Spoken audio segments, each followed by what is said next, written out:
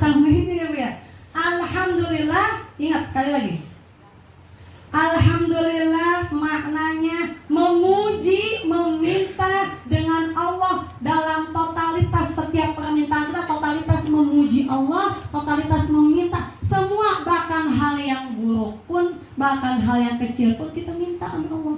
Ya Allah, anak saya ini belum masih anak saya ini susah banget belajar. Ngomong sama Allah tuh namanya manja. Jadi spesifiknya jadi Allah tahu nggak sebenarnya permintaan kita, tahu nggak Bu? Tahu, cuma litakir untuk membuktikan, untuk menekankan bahwa yang paling butuh tuh ini. Sebenarnya Allah tahu, cuma Allah pengen kita bermanja. Jadi ibu manja, amin Allah. Ya Allah, tulis dalam doa kita. Ya Allah, 1, utang kulkas belum bayar. Benar ya Allah, ini benar.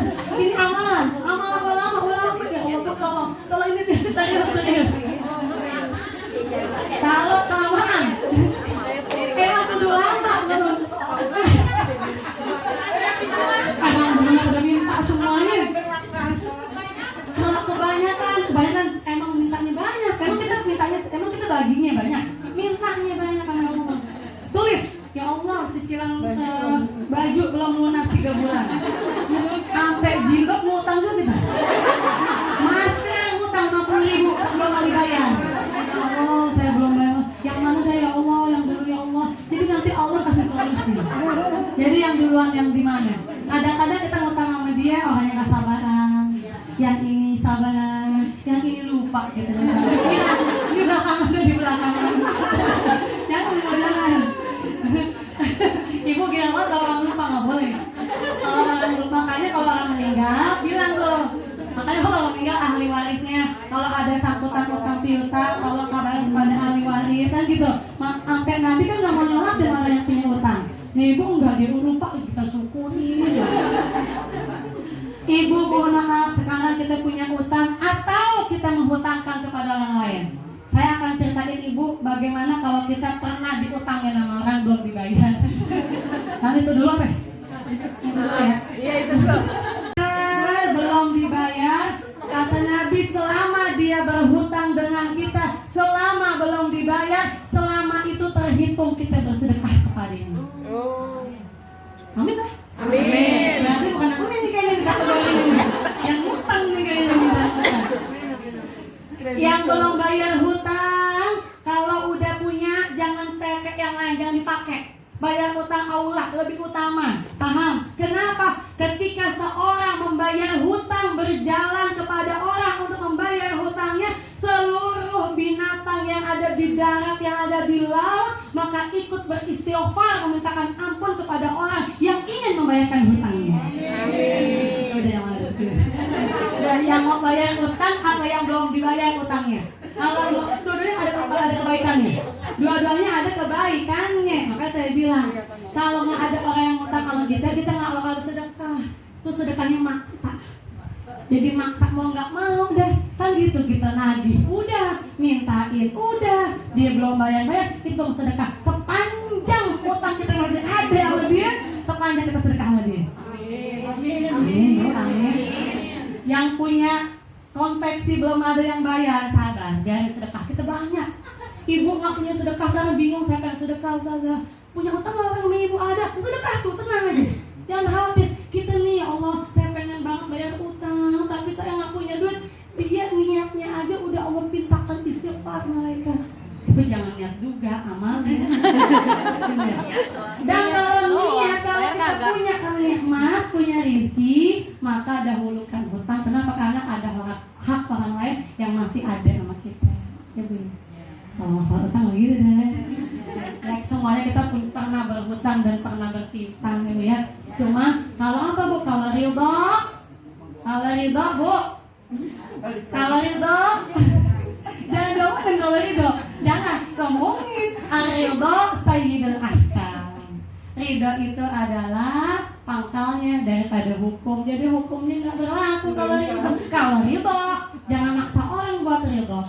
Alhamdulillah. Ridoin aja ya. Ridoin aja. Jangan dihitung-hitung. Utang dia mau bus, jangan itu lupain aja, lupain. selama itu kita sodako. Mungkin amal kita, sholat kita, ibadah terlihat kita, semuanya nggak ada yang Allah makbul. Ternyata kita punya simpanan mana? Simpanan sedekah kita kepada orang yang kita pinjamkan hak kita padanya. Amin apa? Amin. Baik banget ya. Ngantuk, minimal habis duha baru tidur. Kalau kita kan tidur lagi habis subuh. Kita kan anak sekolah aman banget ya. Laki jalan dan jam 8 kok aman banget. Ya jangan.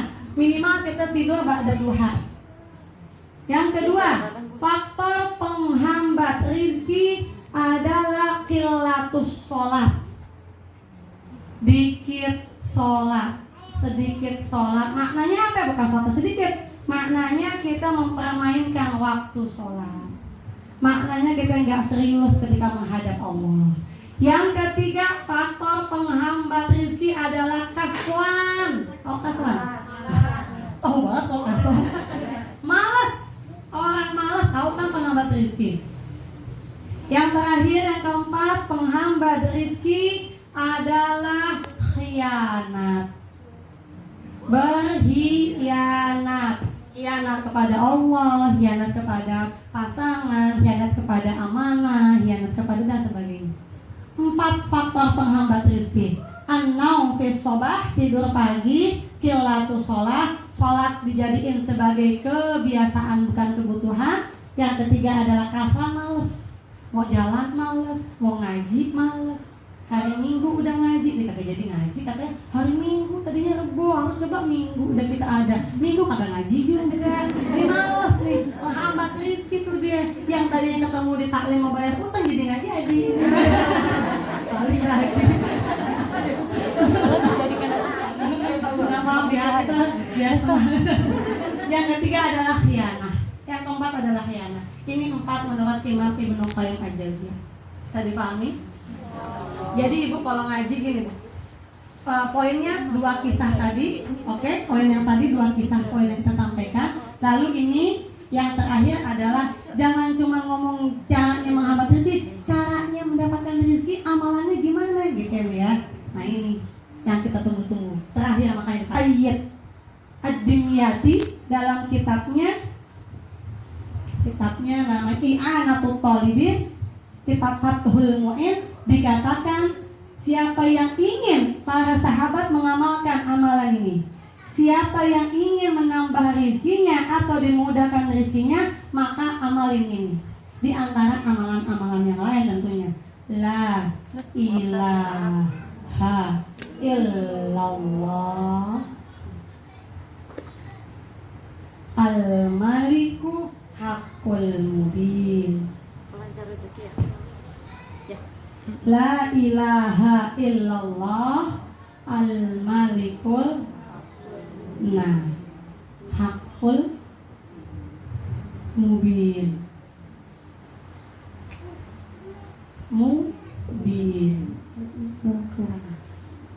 La ilaha illallah al-malikul haqqul mubin. 100 kali. La ilaha illallah al-malikul haqqul mubin. Al-malikul haqqul mubin. 100 kali. Tiada Tuhan selain Allah yang maha benar dan maha nyata. Yang benar hanya Allah, yang nyata-nyata memberikan pertolongan adalah Allah. Maknanya la ilaha illallah, tiada Tuhan selain Allah, al-malikul haqqul mubin, yang maha benar lagi nyata, 100 kali. Dalam riwayat dikatakan siapa yang melafazkan ini di antara sholat sunnah subuh dan sholat subuh, berarti sholat sunnah qobliyah subuh atau sholat sunnah fajar dan sholat subuh, atau bagi yang terlewat mengamalkan ini di sholat zuhur atau ba'da zuhur, maka dia akan mendapatkan keutamaan. Yang pertama, kalimat ini akan melindungi dari kefakiran, dari kemiskinan. Kefakiran yang pertama. Yang kedua, akan menjadi penghibur. di sepinya kubur. Yang ketiga akan menambah kekayaan. Yang keempat akan terbuka pintu surga, membuka pintu surga. Hadis riwayat Dailami. Siapa yang baca la ilaha illallah al-malikul haqqul mubin 100 kali, kalau kita bisa baca antara sholat sunnah subuh dan sholat subuh, kalau terlewatkan ba'da zuhur 100 kali, maka kita akan mendapatkan pertama terlindung dari kemiskinan, terlindung dari kefakiran. Yang kedua akan menjadi penghibur di antara sepinya kubur. Kubur kan sepi. Ini kalimat ini akan menjadi penghibur kita di sepinya kubur. Yang ketiga, kalimat ini akan menambah bukan hanya kekayaan tetapi kelapangan hati, kelapangan jiwa. Dan yang keempat akan terbuka pintu surga buat kita. Hadis riwayat Dailami. La ilaha illallah al-malikul haqqul mubin 100 kali. Ini wiridannya. Amalannya tentunya jangan tinggal sholat duha. Amalan lagi tentunya jangan ninggalin wiridan setelah baca sholat. Subhanallah 3 kali, 33 kali, Alhamdulillah 33, Allahu Akbar 33, tutup dengan la haula wala quwata illa billahil aliyil azim genap 100 kali. Itu jangan ditinggalin. Jadi walaupun kita berusaha atau kita lagi sibuk, kita keluar nih buka mukena, tetap aja mulut kita ngomong Subhanallah, Alhamdulillah. Kalau pengen cepat Subhanallah, Alhamdulillah, wala ilaha illallah, Allahu Akbar. Sekalian jadi satu, 100 kali. Kalau pengen kelas, Alhamdulillah, Alhamdulillah. Terserah bagaimana cara membacanya. Ya, ini keempat ini yang bisa menghindari kita dan bersyukuri nikmat walaupun kelihatannya nikmat kita sedikit kelihatannya. Padahal nikmat yang Allah berikan jauh lebih banyak ketimbang yang kita pintakan. Bisa dipahami? Ya, terus terdesak, terhimpit, maka yang kita hadirkan pujian kepada Allah. Alhamdulillah, subhanallah.